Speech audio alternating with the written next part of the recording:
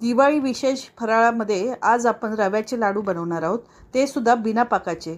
तर म्हणजे पाक न वापरता आपण हे लाडू सोप्या पद्धतीने कसे बनवायचे ते मी तुम्हाला आज सांगणार आहे. तर त्यासाठी आपल्याला बारीक रवा घ्यायचा आहे. 0 नंबरचा रवा बाजारात भेटतो, तो मी अर्धा किलो घेतला आहे. 500 ग्रॅम रवा घ्यायचा आहे.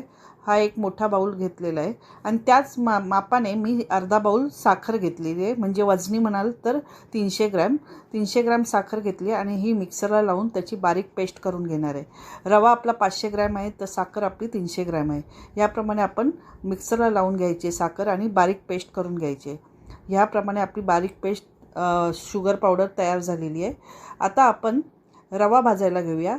तर रवा भाजण्यासाठी मी तूप घेतलं आहे. तूप मी जवळजवळ 150 ग्रॅम घेतलं आहे, पण अर्धं तूप मी आता वापरणार आहे आणि अर्धं तूप नंतर वापरणार आहे. तर शेवटी मी तुम्हाला सांगणार आहे तूप कधी वापरायचं ते. तर अर्धं तूप मी आता कढईमध्ये टाकून घेतलेलं आहे आणि रवा भाजून घेत आहे. रवा आपल्याला चांगला गुलाबी रंगावरती भाजून घ्यायचा आहे. गॅसची फ्लेम मिडियम टू स्लो करतच भाजायचं आहे. सारखं हलवत राहा, म्हणजे रवा आपला खाली लागणार नाही. कढई शक्यतो जाड बुडाचीच घ्या. याप्रमाणे आपला व्यवस्थित रवा भाजून झालेला आहे. रव्याचा कलर बदलला गेला आहे. गुलाबी रंगावरती आपला रवा तयार झालेला आहे.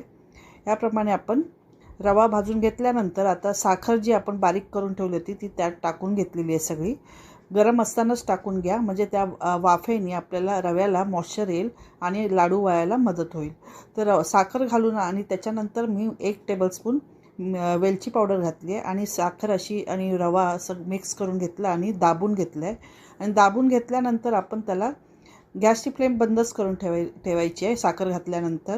आणि दाबून घेतलं आहे आणि त्यानंतर मी 1 तास असं झाकण मारून ठेवून देणार आहे.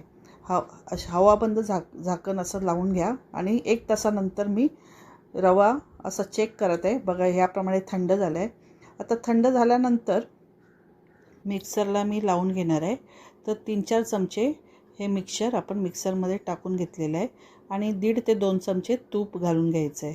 म्हणजे जेणेकरून आपलं मिक्सर ओलसर असं होईल, मॉइश्चर पकडेल आणि लाडू वळायला मदत होईल. याप्रमाणे 1 मिनटं मी मिक्सरला लावून घेतलं आहे, म्हणजे याप्रमाणे आपला ओलसरपणा त्या लाडवाला येईल. याप्रमाणे सर्व बॅच मी करून घेणार आहे.